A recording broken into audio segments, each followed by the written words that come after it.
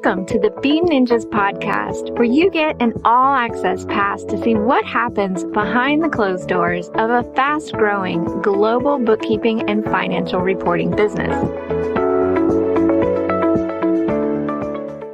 Hey everyone, I am back recording my first podcast episode after baby Ava has arrived. She's now 8 weeks old, and it's definitely more of a challenge finding a time to record the podcast where there's not going to be little cries in the background, especially challenging with international guests. This week's show, we're talking with Catalina Alvarez from Dynamite Circle. And we've worked closely with Kat when Be Ninjas have been sponsors of the DC Big 8K event. And you would have also heard us talk about the DC or Dynamite Circle, which is a community that both Wayne and I, my business partner Wayne and I are part of. And it's great to have Kat on the show today. Her role at the DC is managing the community and also running events, and she shares some wonderful insights around what it takes to run an event and how you can apply some of these things to your business, even if you're interested in starting out on a much smaller scale than a 300-person event. And we also have a chat about remote teams. And again, it's interesting to get the perspective from a team member. Hi, Kat, and welcome to the Be Ninjas podcast. Hi, Meryl. I'm very excited to be on the pod and happy to talk to you. And where are you today? I know you've been moving around a little bit, so where are you chatting to us from? Yes, I'm in the city now. I was in Austin, Texas last month, but I'm here in Mexico City for the next few months, probably until October, and then over to Bangkok, Thailand. And there's a couple of different topics that we've brought you onto the podcast to chat about today. And one of those is being a remote team member and what it's like, what the experience has been like for you, and doing things like team retreats. And then the other main topic that we're going to be talking about relates to your current role, which is running events. But before we dive into those topics, let's start with a little bit of your backstory. So how did you get into working remotely and the role that you're in today? Well, it all started because I didn't want to go to college, actually, and my parents were very supportive. My dad is an entrepreneur. He has a business in China. So I decided to go to China, work for my dad, learn Mandarin, and I lived in China for 4 years, only worked for my dad for about a month. I did not like having my dad as my boss. It was a little too much. But it was in China that I met my husband, who's a member of the Dynamite Circle community. And he would always go off to these events in Thailand and Barcelona. And at one of these events, he was presenting, he was a speaker, and he asked me if I could go with him and record his talk. So I went to Barcelona with him for this big DC event. It was over 100 people. And that's where I met Dan and Ian, the founders of the DC and my bosses now. And it all started there. That first event, met all these cool entrepreneurs, all these awesome people, and a few months later, I found out that DC was hiring for a part-time customer service role, and I got that job. Fast forward 2 years later, now I'm the community manager, the event planner. I do a lot of stuff. Wow. And so you didn't necessarily come from an event planning background. It was more that you evolved in the role and gradually took on these responsibilities. Is that right? Mm-hmm. Yeah, I've done a little bit. I was a teacher in China, an English teacher, and we put on events in my school, be it a Halloween party or birthday parties or an end of the year party where all the classes would perform. And I've always liked planning and organizing things. Planning my wedding was the most fun I ever had. And so when any opportunity I had within the DC to tap into events, be it to support the organizers or just to give advice or suggestions, I was always drawn to that. And eventually I just started taking on more and more of the event planning responsibilities, and I was really good at it. I got some good people skills. I love talking to people and meeting different people, and good with languages, which comes in handy when you're negotiating and booking events all over the world. So yeah, it wasn't my background, but it came naturally to me, and it's my favorite thing that I do is planning events. And I'm going off on a slight tangent here, but what languages do you speak? You've mentioned Mandarin, Yes, mentioned Spanish to me offline. yes. I speak Mandarin. When I got to China, I was studying Mandarin hard 5 days a week, and I practiced it a lot. I studied French back in high school, which is similar to Spanish in terms of the conjugating verbs and all that. So I'm pretty good with French. I studied Italian for a few years. My three main languages would be Mandarin, Spanish, and English, and then I could defend myself in Portuguese, Italian, and French. Incredible. And so bringing the conversation back into event planning, how many events would you be involved in planning a year at the moment? The two main ones where I'm responsible of kind of planning everything would be the two big events we host every year in Austin, Texas, with about 150 attendees, and Bangkok, Thailand, with a little over 300 attendees. Last year we had close to 350. I also support the DC members that host their own events, smaller events all over the world. There's about 10 of them every year, and they're member hosted, but if they ask me for email templates or help recruiting speakers or any type of help that I can do for my computer, I'll jump on that as well. And what are the main parts in running one of these big events? So how far out would you start planning that? And if you were to help a business owner who's thinking about putting on an event with over 100 people, how far in advance should they start planning? And what are some of the key tips that you would share with them? We start planning these events about a year in advance. The thing is, because our events have been going for a few years already, the day the event finishes, so let's say this last event in Austin, Texas, that was in April, the last day of that event, we will open up ticket sales for next year's event. And we've already sold a good amount of tickets for next year. We've already signed a contract with the hotel. It just takes so much stress off your plate. Because if you decide to plan the event and you want to do it next month, you just might not find a venue. There's so much that goes into it. So we like to secure the space about a year in advance and start with super, super early bird tickets. These are people that will buy tickets without knowing the schedule, without knowing the speakers, without really knowing anything. They just know that they want to meet other entrepreneurs. They'll get the best price. After that, we'll have a second early bird tier once we've already announced more content and more of the event schedule. And then about 2 months before the event, we'll increase the prices again. And that'll be the standard price. So a year in advance is good for the venue and for selling tickets. And yeah, finding speakers, sponsors. The more time you have, the better. Yeah. And I imagine there's a chunk of work that goes in up front in finding the right venue for the type of event that you want to host. And then is there a lot of other work around that year in advance? If I'm thinking of planning out a project timeline, knowing, okay, we're going to hold an event in a year's time, we'll try and secure the venue about a year out. What does the rest of that timeline look like leading up to that event? Are there some things that you'd want to have in place by the 6 month mark? And then I imagine there's some things that you can't really finalize until a lot closer to the event. Yes. Once you have the venue and you understand your costs in terms of the event space, audio visual stuff is usually extra. Depends on the country. In Asia, everything's included. In the US, everything is extra. It's a lesson I learned the hard way. So, AV, once you know your cost, then you can set the ticket price and start selling tickets. We've seen that if you want to get entrepreneurs to speak at your event or professional speakers, it doesn't really matter who you want to speak.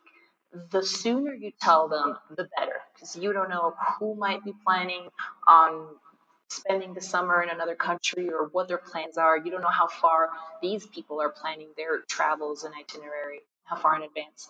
So the earlier you can tell people, hey, I'd love for you to speak at my event, I'm really interested in your story, the more likely you are to get that person. For example, we had a speaker in our Austin, Texas event that was really good. I asked her if she could speak at our tour event, and she's already booked up. She's got another event at the same time, so we missed that one. So speakers and venue first. If you're looking into sponsors, that always helps. The sooner you get your sponsors, that's also more money that you can put into the event. The sooner you get the sponsors, the more promotion they will get as well, because you can start advertising the event and sponsored by these companies. Things that you can't do in advance, it's really finalizing the event schedule. So people will ask me, hey, what's the Wednesday schedule going to be? And we're still confirming the talks and how long the breaks are going to be and where the evening parties or the dinners are going to be. All that stuff, it's much harder to plan in advance. So schedules and emails to the attendees, all that stuff kind of have to do with the last few months before the event. And we've been a sponsor at DCBKK, the event in Bangkok. And so we've worked with you closely on that. You were a great support for us as new Thank you. sponsors. And I think that you arrived well in advance of the event. You were there. Do you arrive a week or so or more than that prior to the event? Yeah, at least 1 week before. So the thing is, planning these events remotely, the one of the big difficulties is looking for restaurants or bars where you want people to meet. Because if the hotel, easier with a hotel, you know what to expect from a hotel. But if you try to book a restaurant, they'll tell you, yes, we have capacity for 300 people, and then you'll show up and it's tiny and it's loud with low ceilings. So I try to get there almost 2 weeks before the event, and I'll check all of the venues, all the restaurants, bars, everything. If we haven't worked with them before, if I haven't seen the space before, if possible, it's great to get some volunteers. If you're not based in the city or the country where you're trying to host an event, try to get some volunteers, just people that are based there, that know the area. They'll be able to check out these restaurants or bars for you, give you an initial verdict like, hey, it's loud, it's small, it's expensive, or it looks old, the decoration is ugly. They can give you some initial insights, and then I'll still go the week before the event and confirm everything, confirm how we want the chairs set up, what music we want, the last few things. If we didn't have volunteers kind of vetting these places in advance, it would be impossible to get a good restaurant or bar. And related to the topic of planning an event remotely, I imagine that there's just some gear that you need at an event, whether it's signs, branded material, t-shirts. And again, I know from my own experience of trying to carry 40 kilograms of notebooks into from Australia to Thailand, Yes.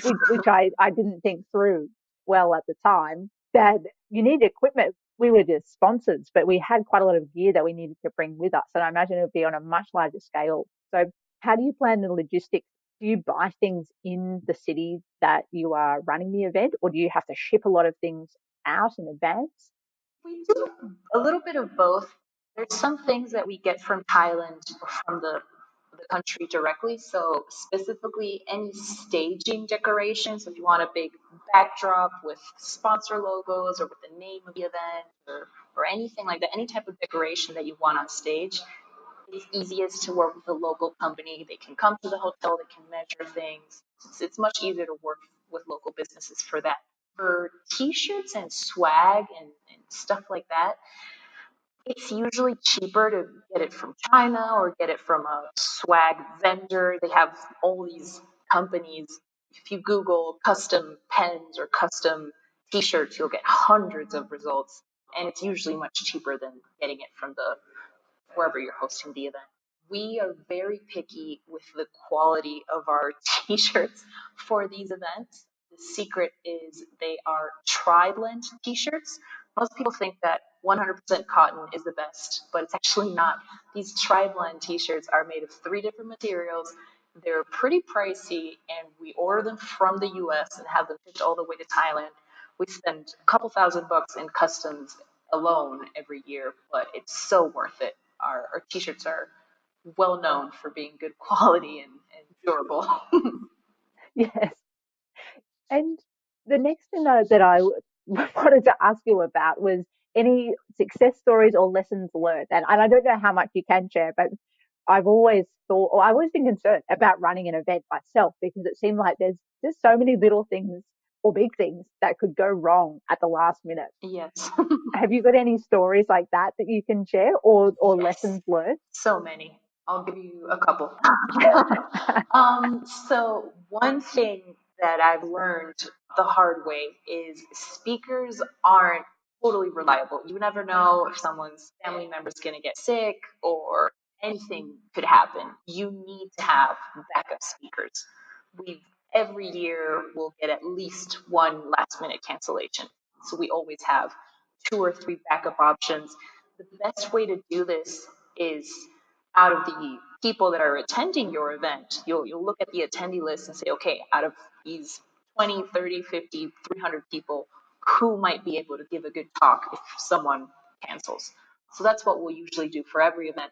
Look at the attendee list and pick a couple of names that could potentially step in as a last minute replacement. That's a big one. And do they know they're the backup? Or do you know that they could prepare a talk quickly in a couple of days' notice? We won't tell them, hey, we're considering you as a backup. It'll be a mix of us knowing that they have an interesting story or an interesting business, or they just have content to share. They may or may not want to do it. We've reached out to some of our backup options and they say, hey, I don't want to do it. I don't want to prepare this talk in 1 week. I don't want to bomb on stage and have people laugh at me.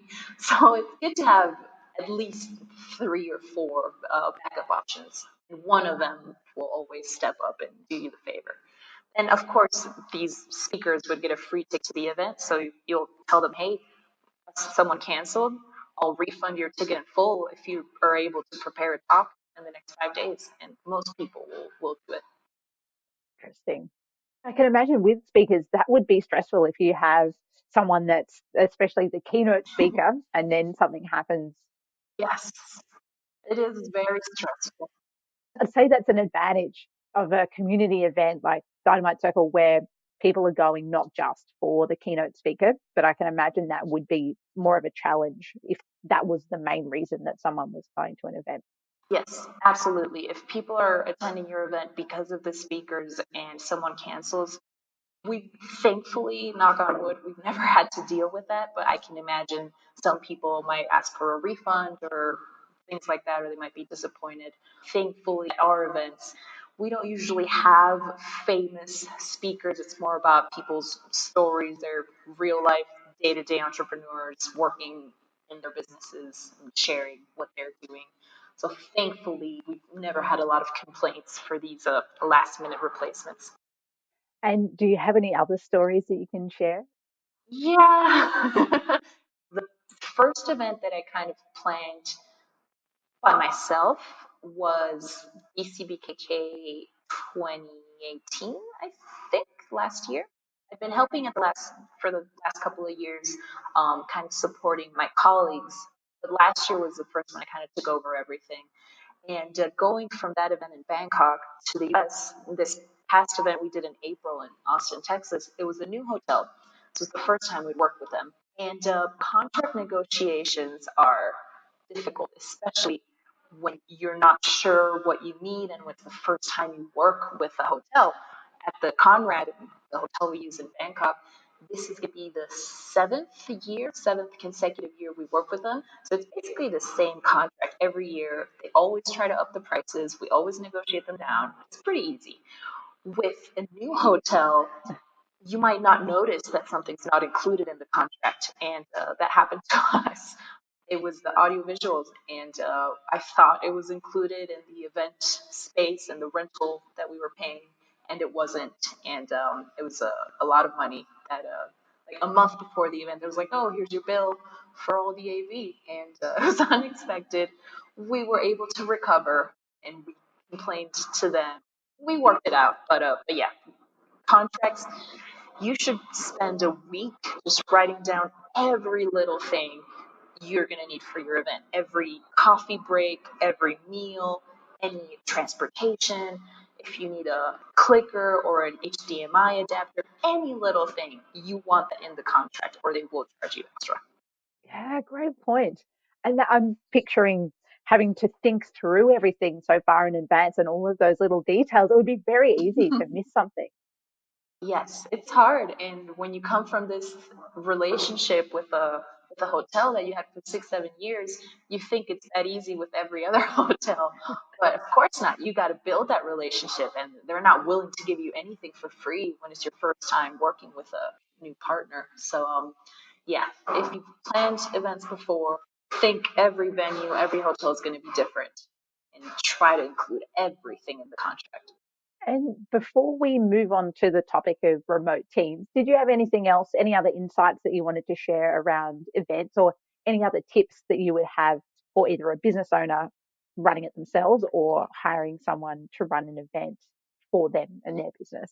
I've got a couple of short things. One, you might think when planning the schedule of your event, it's easy to just schedule everything back to back, one talk and then lunch and then another talk and then another talk and then this.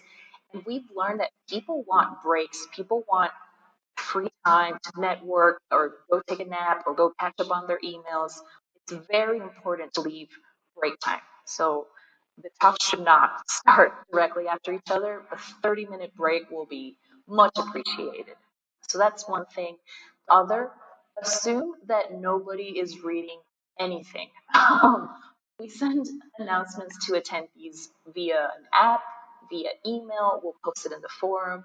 And I used to think, like, oh, this is so repetitive. People must hate us. We're sending the same information on all these different platforms. On Slack, too, we would have a Slack channel for the event. And no, and then you hear from attendees, oh, I only check the app, I only check the forum, or I only check emails. And if any information wasn't distributed on all platforms, people would miss it. Yeah, that's a great point. Yeah, don't be afraid of being repetitive when it comes to event planning. Yes. So moving on to the topic of remote teams, I'm interested particularly because there seems like there's two different businesses with the same bosses, Dan and Ian. There's Tropical MBA and Dynamite Circle, and they run like two different business units. And you've talked a little bit about running events, and how does your role tie in with the rest of the business? So why don't we talk a little bit about that to set the scene, and then let's have a chat about what it's like being a remote team member. Yeah, so actually, when I started working with the DC back in 2017, there was only the community and then the podcast and blog, the Tropical MBA. Now we actually have a third pillar in the business, which is Dynamite Jobs, and it's grown faster than anything. And now we actually have more people working on Dynamite Jobs than in the well, there's a lot of overlap. But yeah, we have a lot of new people working with us because of this Dynamite Jobs, and there's a lot of crossover in between the three: the podcast, the community, and the job board. But I would say I'm focused on the community. I do a little bit of work on the podcast, helping find podcast sponsors and coming up with leads for interesting guests and topics for interviews and things like that. The three are very related. We all kind of know what we're working on. We all send weekly reports. We try to do team wide calls. And yeah, it's pretty cool. And so, with the three different business units, do they each report into one manager, or do you have two Yeah. bosses? How does that work? And I'm interested, I'm asking that because I have a business partner, Wayne.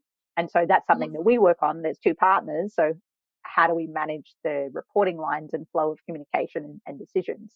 So we all kind of report to Dan and Ian, but then we have some part-time team members and some part-time staff. They'll report. So, for example, on the Dynamite job side, the newer staff or the part-time staff, they'll report to Alexander. He's in charge of Dynamite jobs. He's kind of the face of the brand, and he will send a report to Dan and Ian. Similarly, my colleague Sophie, she started working with us about 6 months ago. She'll let me know what she's doing, and I just send a collective report of the DC side of things. Otherwise, it would be like 10 different reports, and that's a little too much. Yes. That makes sense. And so, where are the other team? You're all spread out. Are there any team members with you in Mexico City? Are you based all around the world? We're pretty spread out, and Dan and Ian themselves travel a lot as well. They're in the US now. They'll go to Asia, or they love Barcelona. Dan loves cycling Barcelona. So our whole team moves a lot. I'm currently in Mexico City. We have someone in Colombia. We have people in the US. We have someone in the Philippines. I think we have someone in the UK. I'm not sure if she's traveling or not.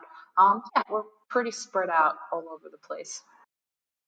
And what has it been like for you being in a remote team? Are there parts that have been challenging? Are there parts that you really love? I'm interested in your insight of what it's like as a team member in a bigger remote team. So the main challenge for me coming from a teaching job in China was the loneliness in the beginning. So yeah, you have a team and you're constantly chit-chatting on Slack or Skype, but working from home, just waking up and sitting at your dining table all day by yourself, it's lonely, it gets boring. So for me, I feel like I had no solution and I could never work remotely because I love being surrounded by people. And someone told me, I don't know whose idea it was like, oh, just go check out a co working space. And I haven't looked back since then. Everywhere I go, whether I'm in Asia, Europe, the US, doesn't matter where, the first thing I do is find a co working space, even if I'm only there for a week. I can't stand working home alone or in a hotel room all day by myself. And sure, you can go to Starbucks, but I like having more of a steady workspace. So I'll book a co working space for a week, for a month, for a year, whatever it is. I'm similar. If I'm traveling, I'll go and check out the local co-working space and feel like I have workspace, interact. And even if sometimes I won't even talk to other people in the space, I often am there to have a chat and say hello, but sometimes I won't. But just being around other people that look super productive and they're often really nice spaces, they've got a good feel. I'll do the same thing and then know that, okay, I've finished work for the day. That was one of the challenges I had with remote work when I was working from home, was not having definition between what was work time and what was home time. And then everything, I just felt like I should be working the whole time. Absolutely. I felt the same. I'd be home, so I'd be like, oh, I might as well take a nap, or I might as well, I'm bored, I'll watch a TV show and then I'll just work later today. And your schedule just gets blurry and there's no home time, personal time, work time. If you work from home, it's really hard to separate. So for me, I do work from home a little bit, but I try to separate work hours in the office and personal time at home. If I see a specific email on my phone or something important, I'll work a little bit from home. But it's good to have that separation. And I heard that you recently had a team retreat where you all met together after, I think it was after DC Austin. Could you tell me a little more about that and what that was like? Yeah, that was the first team retreat we'd ever done, at least since I've been working with the DC for the last 2.5 years. And because our company has been growing lately since we launched the job board, we've realized that there's all these people working on all these different things, and we didn't know who's doing what and how we can help each other, what the overlap was. So yeah, we decided, since a lot of us were going to be in Austin for this big event, we're like, hey, let's all stay for an extra week. We'll do meetings and we'll do some fun stuff and talk and get to know each other. And it was amazing. We all loved it. We're going to do it again probably after this Bangkok event. We also want to start doing it twice a year. Our goal as of now to do it twice a year in person after these two main events that most of us have to go to, and twice a year online. Just find a time where everyone on the team can have jump on the phone and do an hour-long call with everyone twice a year. So that's what we're hoping for. We're all so excited after this last retreat. We're like, oh, we're going to do it 4 times a year. We'll see if we're able to arrange that. But I would love to. It was great. One of the things we did, we had a meeting. There was 8 of us, and we all talked about what we do, what our day to day looks like, what our favorite things are, what our least favorite things are.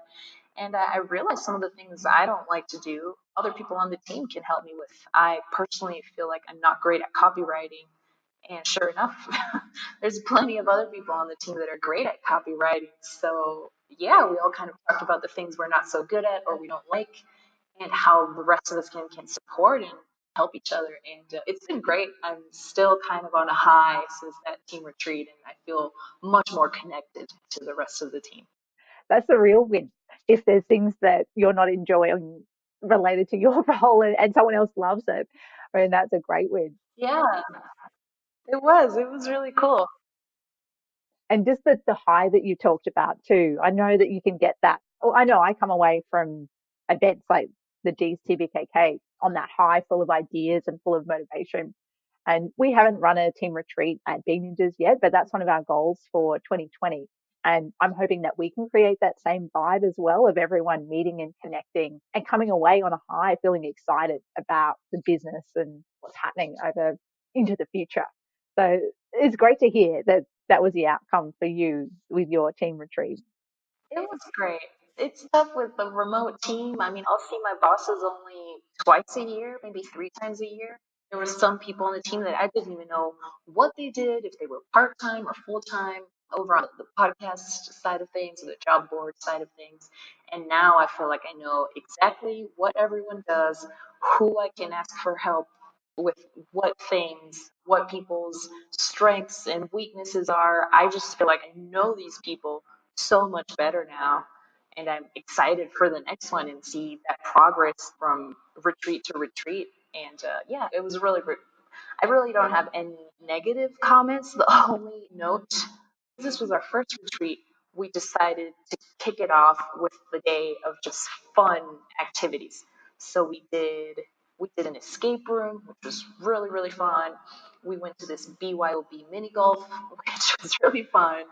And then we all went off to dinner and we had margaritas and it was great.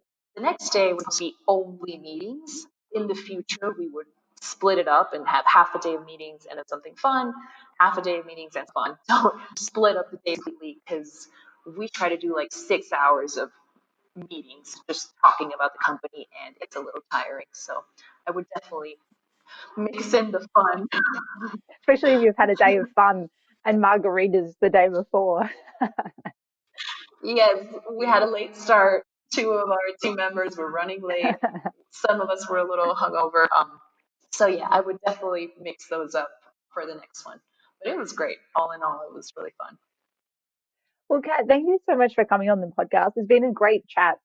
I love talking about remote teams and excited to talk about events too. I think they're an interesting avenue for businesses to build a community around what they do and to meet the people that they work with and partners and people within their industry. So that's something that we may look at doing. It still does sound like a lot of work.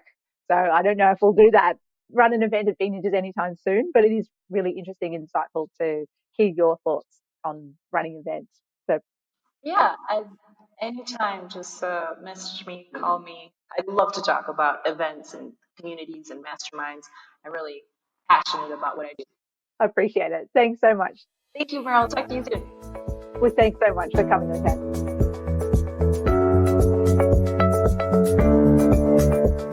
By the way, are you wanting support to get paid and make better decisions? We've put together a Xero small business toolkit, including cash flow forecast templates and guide to setting up Xero.